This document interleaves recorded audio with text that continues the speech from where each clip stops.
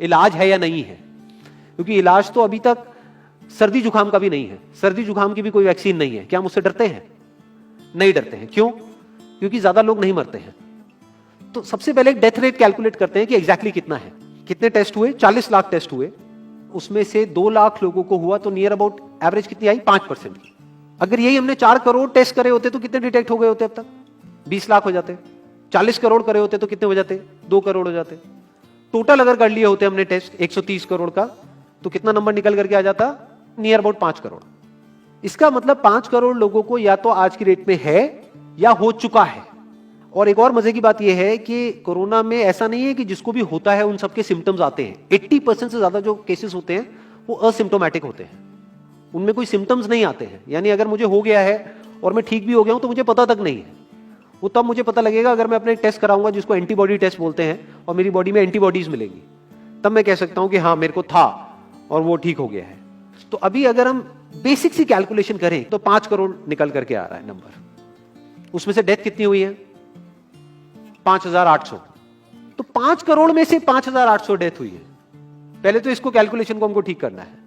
Death को under report करने का कोई तरीका नहीं है, बल्कि ओवर रिपोर्ट किया जा सकता है।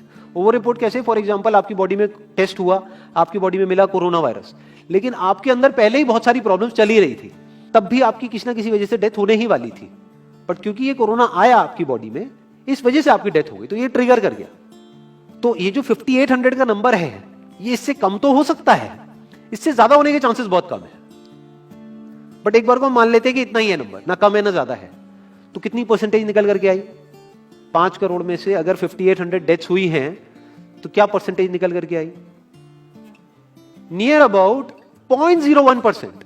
ये उससे बहुत कम है जितनी डेथ्स हमारे यहां पे होती हैं रोड एक्सीडेंट की वजह से। हर साल की अगर हम एक कैलकुलेशन देखें तो 1.5 लाख से ज्यादा डेथ हो जाती है इंडिया में रोड एक्सीडेंट्स की वजह से।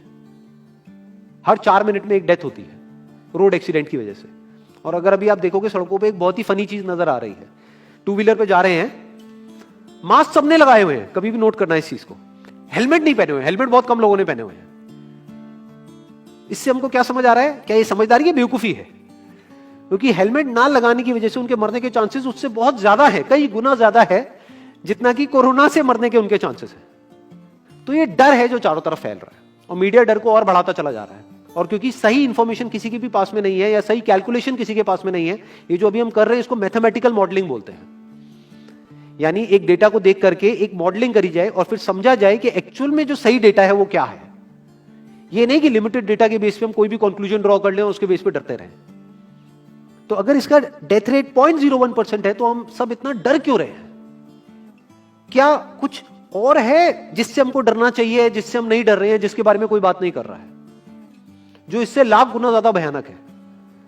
मतलब कोरोना से लाख गुना ज्यादा खतरनाक कुछ है जिससे हम नहीं डर रहे हैं और इससे हम डर रहे हैं।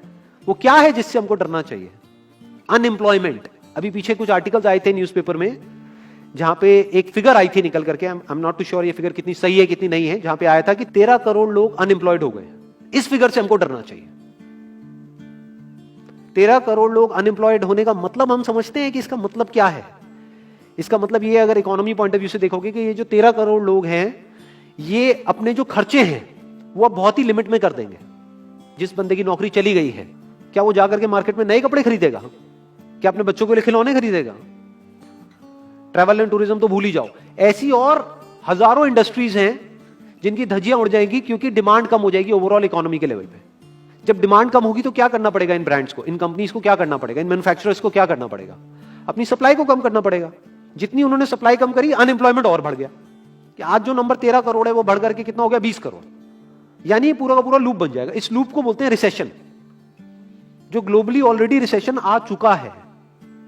और अगर यही रिसेशन और डीप होता चला जाए तो उसको बोलते हैं डिप्रेशन, जहां से एक इकोनॉमी को बाहर आने में 5 से 10 साल लगते हैं। तो इकोनॉमी का पहले ही बुरा हाल था, प्लस इस कोरोना की वजह से और बुरा हाल हो गया है, प्लस जो रहा सहा हमारा जो अपना डर है वो सिचुएशन को और खराब करता चला जा रहा है। और इस डर को हर कोई बढ़ा रहा है, कोई भी कम करने का काम नहीं कर रहा है। एक्चुअल में अगर आप मेरे स्टैंड पॉइंट से देखोगे तो डरने की कोई जरूरत ही नहीं है, क्योंकि जो डेथ रेट है वो बहुत ही कम है। तो हम डर क्यों रहे हैं? सोचो। बस इसलिए कि डेथ नहीं होनी चाहिए। अगर यही हमारा ऑब्जेक्टिव है कि डेथ नहीं होनी चाहिए, मतलब हम कहते हैं कि किसी की डेथ नहीं होनी चाहिए, तो फिर तो लॉकडाउन परमानेंट हो जाना चाहिए, सड़कों पे निकलना ही नहीं चाहिए, क्योंकि सीधा सीधा 1.5 लाख डेथ बचेंगी। 1.5 लाख लोग जो हर साल एक्सीडेंट में मरते हैं, उनको हम बचा सकते हैं ना, उनकी लाइफ बच जाएगी। परमानेंट कर दो लॉकडाउन को। कैसा है आइडिया? ये बिल्कुल ऐसा है जैसे मैंने एक आदमी की एक कहानी सुनी थी, उसके घर में एक चूहा घुस गया, तो उस चूहे को उसने पकड़ने की बड़ी कोशिश करी, लेकिन वो चूहे को नहीं पकड़ पाया। तो एंड में उसने क्या किया, घर पे आग लगा दी, अपने घर में आग लगा दी। उसके बाद भी चूहा तो बच करके निकल गया, घर चला गया, घर जल गया। यही हालत है इसकी, कोरोना की। इस डर को हमको खत्म करना पड़ेगा, तब जाकर के इस प्रॉब्लम का एक्चुअल में सॉल्यूशन निकलेगा, जो रियल प्रॉब्लम है। और रियल प्रॉब्लम कोरोना नहीं है। रियल प्रॉब्लम क्या है? हमारी जो इकोनॉमी है। रियल प्रॉब्लम क्या है? अनएम्प्लॉयमेंट। तो इस वीडियो के थ्रू मैं अपनी एक हम्बल रिकमेंडेशन देना चाहूंगा गवर्नमेंट ऑफ इंडिया को, या जो भी लोग एक पर्टिकुलर पोजीशन पे हैं उन लोगों को, कि हमको टेस्ट करने कम करने हैं, टेस्ट बढ़ाने नहीं है। अभी हम गलती क्या कर रहे हैं? टेस्ट बढ़ाते चले जा रहे हैं, जिसकी वजह से केसेस बढ़ते चले जा रहे हैं, जिसकी वजह से डर बढ़ता चला जा रहा है। गवर्नमेंट क्या एक क्राइटेरिया नहीं बना सकती कि जो क्रिटिकल केसेस है बस उन्हीं का टेस्ट करो, क्योंकि उन्हीं को हॉस्पिटल में एडमिट करने की जरूरत है, तो उन्हीं का टेस्ट होना चाहिए ना। जो वैसे ही ठीक हो रहे हैं, अपने आप ही ठीक हो रहे हैं, जिनको माइनर सिम्टम्स हैं और वो खुद ही ठीक हो रहे हैं, उनका टेस्ट करने की क्या जरूरत है? उससे तो पैनिक और बढ़ेगा।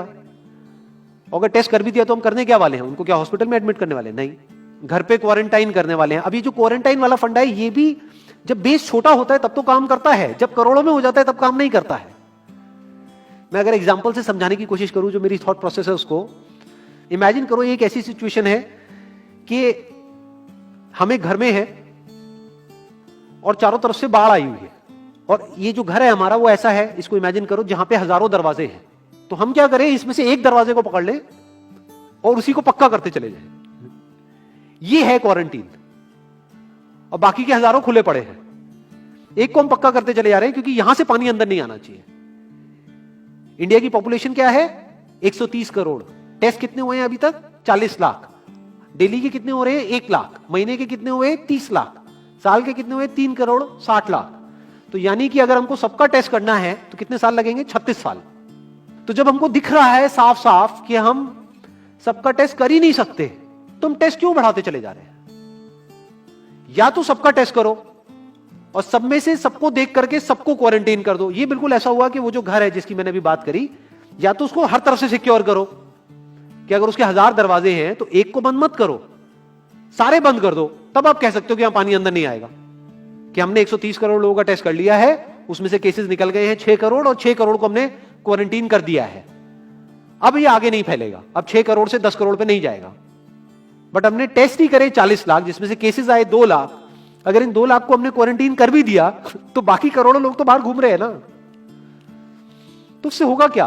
तो अब हमको समझ जाना चाहिए कि इसको रोकने का कोई तरीका नहीं है। तो अब इसका प्रैक्टिकल सॉल्यूशन क्या है? गवर्नमेंट की तरफ से हमको सिर्फ ये इंफॉर्मेशन चाहिए कि भैया अभी कितने बेड्स ऑक्यूपाइड हैं आपके स्टेट में, और अभी कितने और आपने अरेंजमेंट कर रखा है, और कितने और कर सकते हो। अब वो बेड चाहे किसी हॉस्पिटल में हो चाहे किसी होटल में हो। और प्लस ये इंफॉर्मेशन क्यों नहीं जा रही लोगों के पास में कि इतना डरने की जरूरत नहीं है जितना आप डर रहे हो। हाँ ठीक है, प्रिकॉशंस लो, सेफ्टी मेजर्स लो, सोशल डिस्टेंसिंग को मेंटेन करो, लेकिन इतना डरने की जरूरत नहीं है जितना आप लोग डर गए हो, क्योंकि डेथ रेट कम है। ये इंफॉर्मेशन जानी चाहिए अब लोगों के पास में, वक्त आ चुका है।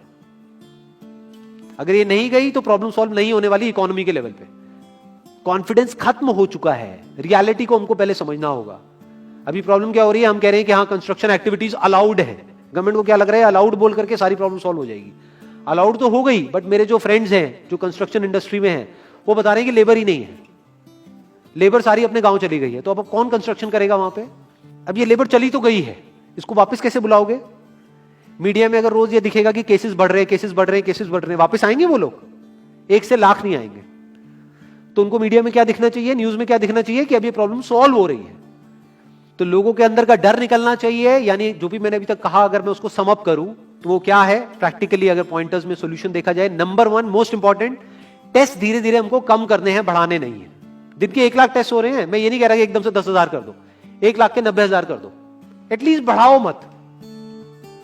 समझ गए? 1 लाख के 1.5 लाख टेस्ट मत करो दिन के, 2 लाख मत करो, क्योंकि तब भी 36 साल लगेंगे पूरा करने में। अगर आपने स्पीड डबल भी कर दी तब भी 18 साल लगेंगे। 18 साल तक तो पता नहीं ये बीमारी कहां होगी, किसी को याद तक नहीं होगा। तो करना क्या है गवर्नमेंट को, अगर थोड़ा सा सेंसिबली चले कि टेस्ट को धीरे धीरे कम करते चले जाओ, यानी 1 लाख से 90,000 कर दो, फिर कुछ दिन बाद 80,000 कर दो, फिर 70,000 कर दो। इसकी वजह से क्या होगा, मीडिया में केसेस कम होते हुए दिखेंगे, अखबारों में केसेस कम होते हुए दिखेंगे, हर जगह पे जहां पे अभी आ रहा है कि अभी तक की सबसे बड़ी फिगर, आज तक के सबसे ज्यादा केसेस, वो सब धीरे धीरे कम हो जाएंगे। कम मीडिया में पैनिक फैलेगा, कम पैनिक फैलेगा लोगों में, धीरे धीरे लोग बाहर निकलना शुरू होंगे, जो अभी नीड ऑफ द आवर है। धीरे धीरे लोग बाहर निकलेंगे, धीरे धीरे डिमांड बढ़ेगी, धीरे धीरे लोगों में कॉन्फिडेंस आएगा, धीरे धीरे लोग जो गांव चले गए हैं वो वापस आएंगे, एक्चुअल में काम शुरू होगा। ऑन पेपर नहीं कि काम शुरू हो गया है, एक्चुअल में लोगों का काम शुरू होगा, लोगों का काम शुरू होगा, इकोनॉमी शुरू होगी। बिल्कुल ऐसा है जैसे 2 महीने के लिए आप किसी गाड़ी को बंद करके कहीं पे रख दो गैराज में, तो क्या होगा, बैटरी डाउन हो जाएगी, उस वक्त क्या करना पड़ेगा, उसको धक्का मारना पड़ेगा। तो अभी उस धक्के की जरूरत है, जंप स्टार्ट की जरूरत है। अब जो टाइम है वो डरने का नहीं है, इस डर को खत्म करने का है, क्योंकि कोरोना ने जितने लोगों को नहीं मारा, ये डर मारने वाला है असलियत में। तो अब इस डर को खत्म करने का टाइम आ गया है। अब हम सबको मिलकर के दिमाग ये लगाना है, ये नहीं कि डर को कैसे बढ़ाएं, बल्कि दिमाग ये लगाना है कि डर को कैसे कम करें या खत्म करें, और लोगों के कॉन्फिडेंस को कैसे वापस से लेकर के आए।